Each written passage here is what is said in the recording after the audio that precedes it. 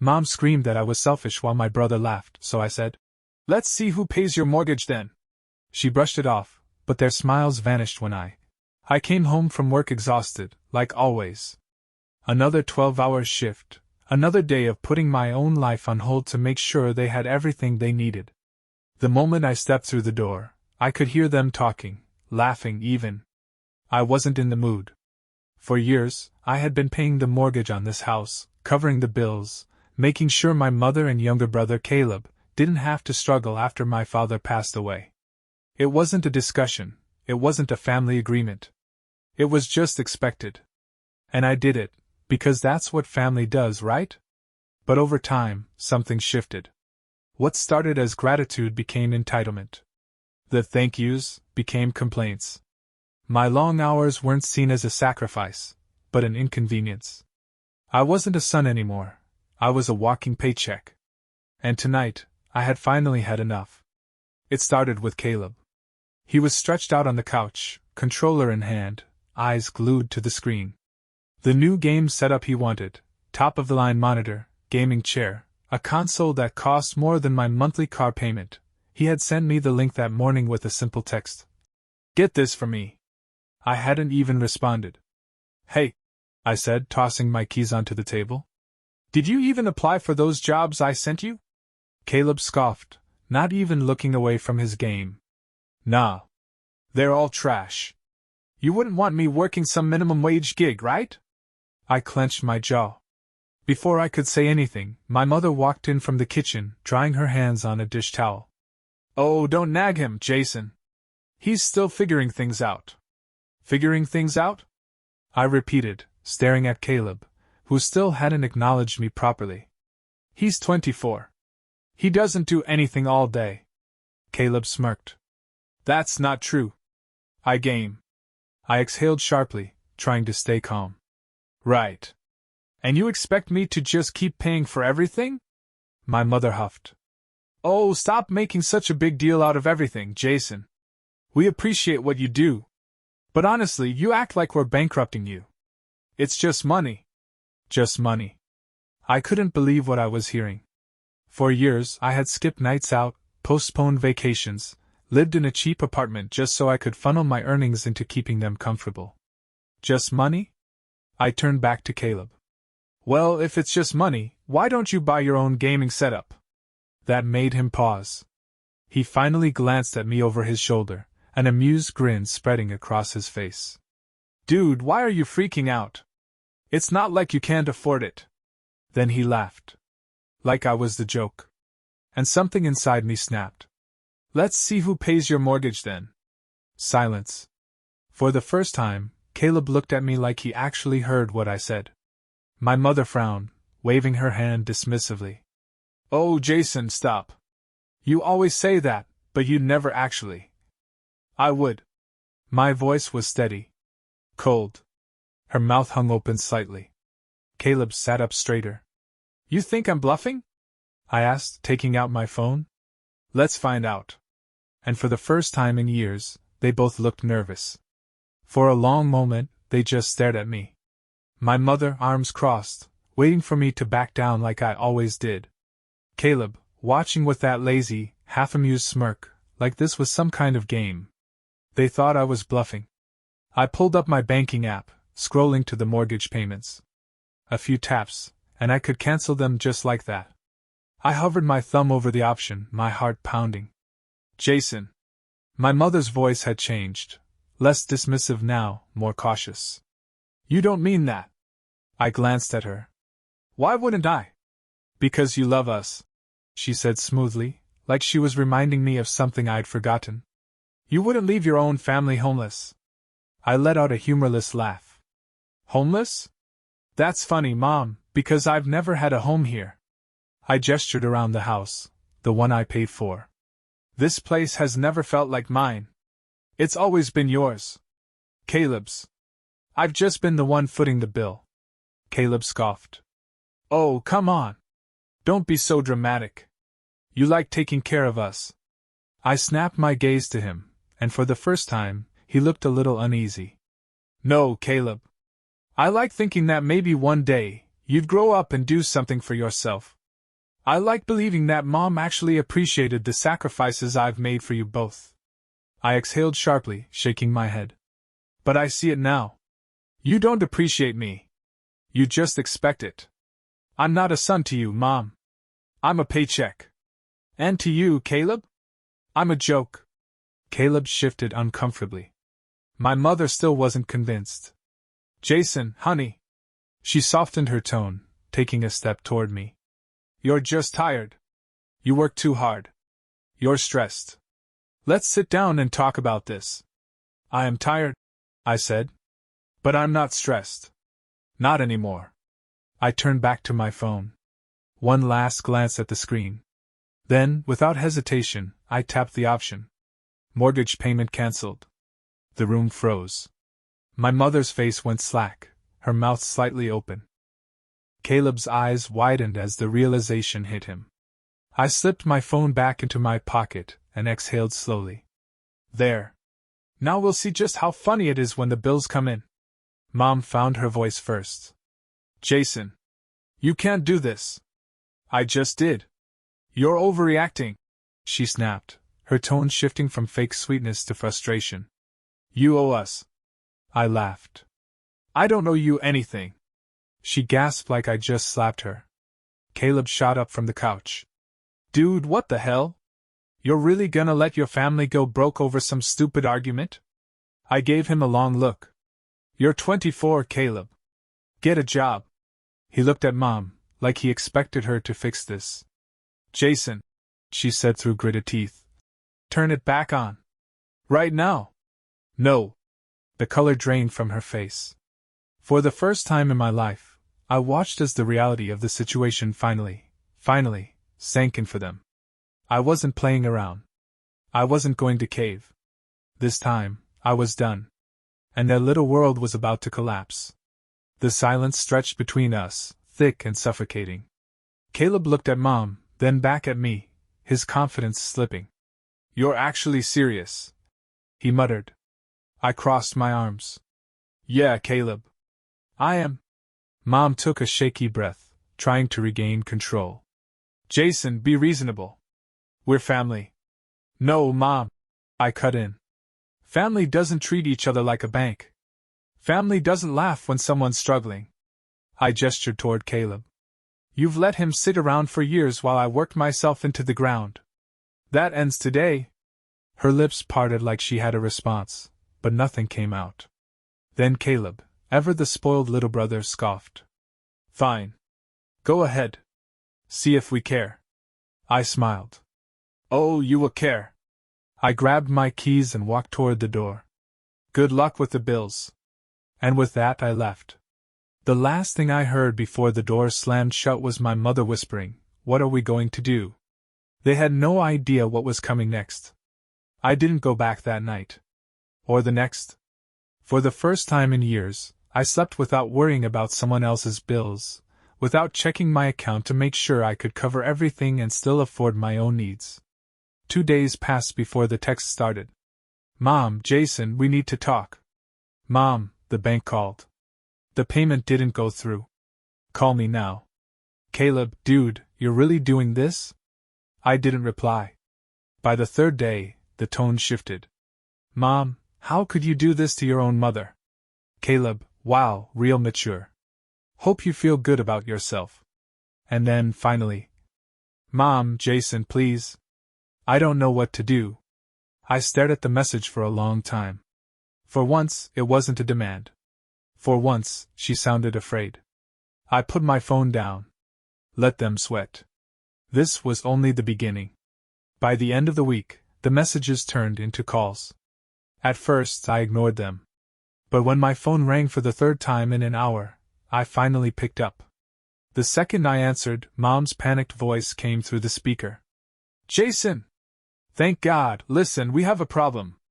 The mortgage is past due, and the bank says if we don't pay soon, we'll get hit with late fees. You need to fix this now. I leaned back in my chair. No, you need to fix it. Jason, she said, exasperated, like I was being difficult on purpose. You don't understand. If we miss another payment, they'll start sending notices. This isn't funny anymore. I was never laughing. Silence. Then her voice softened, trying a different angle. Sweetheart, I know you're upset, but you can't just abandon us like this. I sighed. I didn't abandon you, Mom. I stopped being used. Big difference. She was quiet for a moment. Then, she dropped the act entirely. Fine, she snapped. If you want to watch your own family suffer, go ahead. But don't come crawling back when you realize how selfish you're being. I let out a short laugh. You still don't get it, do you? What's there to get? She snapped. We're family, Jason. We help each other. No, Mom. I helped you. And all I got in return was being treated like a walking wallet.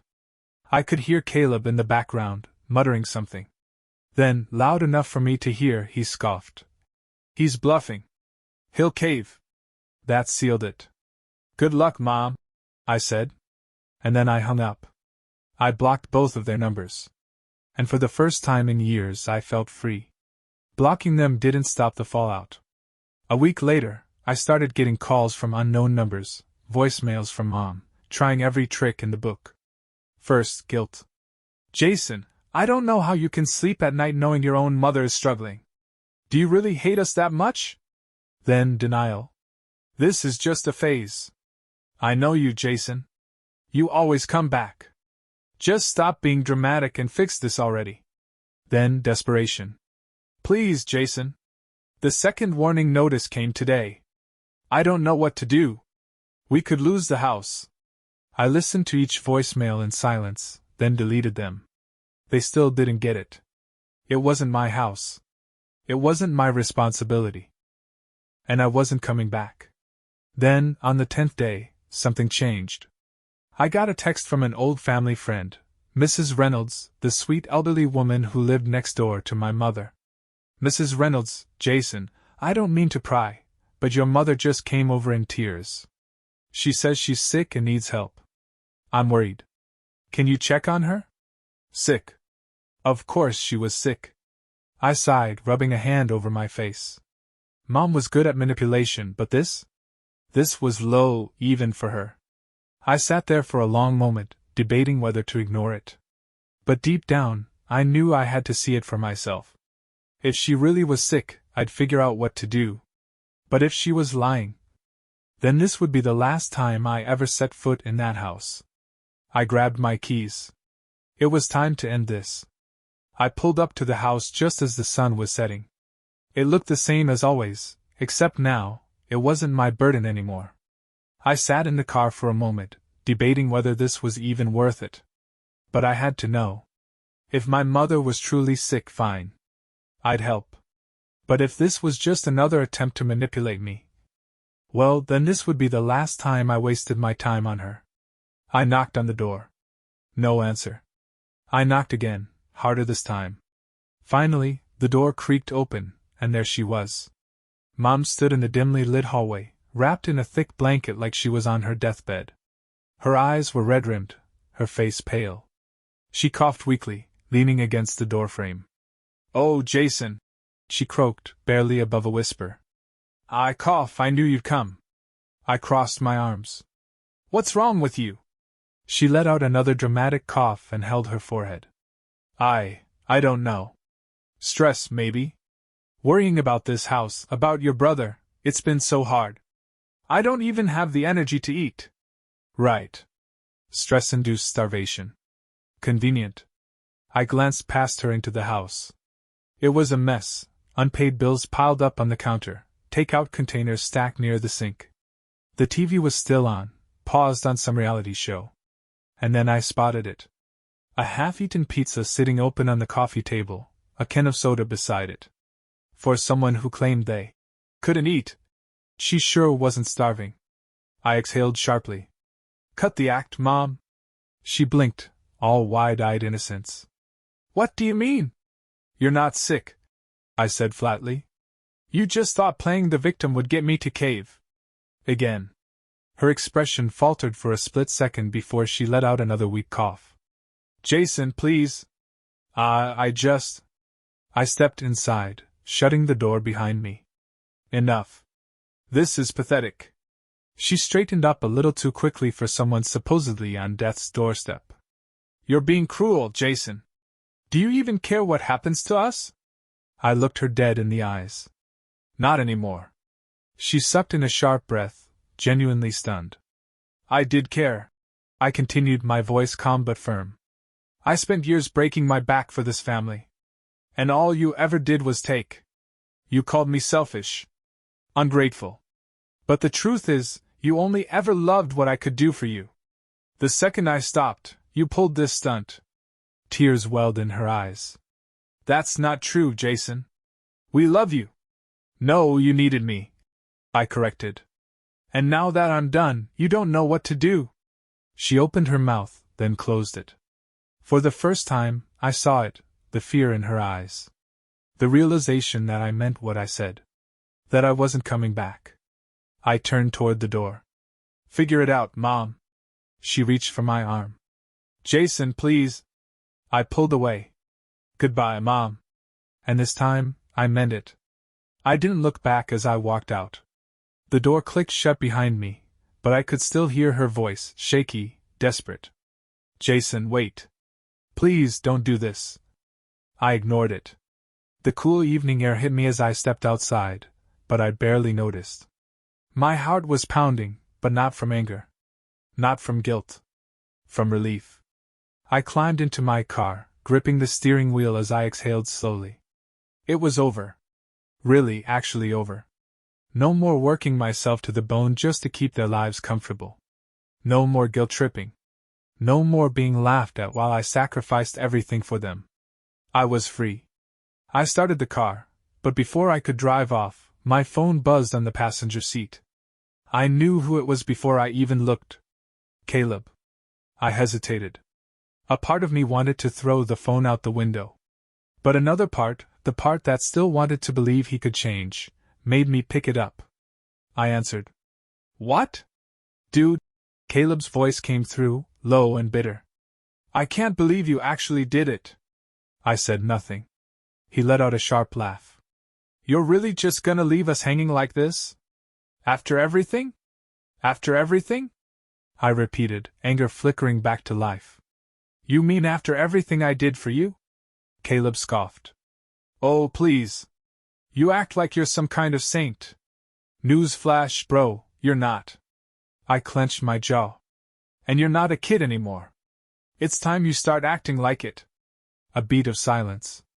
Then, his voice dropped. You think you're better than us now, huh? Just 'cause you finally grew a spine? I almost laughed. I don't think I'm better, Caleb. I think I'm done. Another pause. Then, quietly. Mom's really freaking out, man. Good. She'll figure it out, I said simply. He sighed, exasperated. You're really not gonna help? No, Caleb. I'm really not. I heard him inhale sharply, as if he was about to argue again. But then he exhaled and muttered. Whatever, man. Just don't come crying to us when you realize you're nothing without family. I shook my head. No, Caleb. Don't come crying to me when you realize you're nothing without me. I hung up. Blocked his number. And then, with a deep breath, I pulled out of the driveway. Without a single ounce of regret. For the first time in my life, I was choosing me. 2 weeks passed. 2 weeks of silence. It was strange at first, not having my phone blow up with their demands, their complaints, their guilt trips. For so long, my entire life had revolved around making sure they were okay. Now, for the first time, I was waking up and only worrying about myself. And I liked it. I had more money in my account than I'd had in years. I wasn't living paycheck to paycheck anymore, scrambling to cover their bills before thinking about my own. I even took a weekend off, an actual, real weekend, just because I could. Then, on the 15th day, I got a text from an unfamiliar number. Unknown, Jason, it's Aunt Linda. Call me. I frowned. Aunt Linda wasn't someone who reached out often. She lived in another state, kept to herself. If she was texting, it had to be serious. I called her back. She picked up on the first ring. Jason. Oh, thank God. I sat up. What's going on? She sighed heavily. It's your mother. She called me in hysterics. Says she doesn't know how she's going to make it. She told me you cut her off, and now she and Caleb are drowning in debt. I leaned back against the couch. Yeah. That sounds about right. Linda hesitated. So, it's true? Yes, I said simply. And I don't regret it. She was quiet for a moment. Then, carefully, she said, Jason, I understand why you did it. I do. But are you sure there's no way to fix this? I let out a humorless chuckle. Fix what? The fact that they used me for years? That they laughed in my face every time I tried to stand up for myself? That they only ever cared about me when I was useful to them? Linda sighed. I get it. I really do. But Jason, she's still your mother. No, I said, my voice firm. She was only ever a mother when it benefited her. Another silence. Then she said something that caught me off guard. You know, she's losing the house, right? I blinked. What? The final notice came last week. She called me begging for help, but Jason, I can't afford to bail her out. And neither can Caleb. She's running out of options. I felt nothing. No sadness. No regret.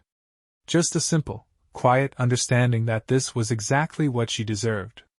She always thought I'd come back. I muttered. She really thought she could push me, and I'd never walk away. Linda sighed again. And now she's panicking. Good, I said. Linda hesitated, then, with a careful tone, she asked, So, what are you going to do? I didn't even have to think about it. Nothing.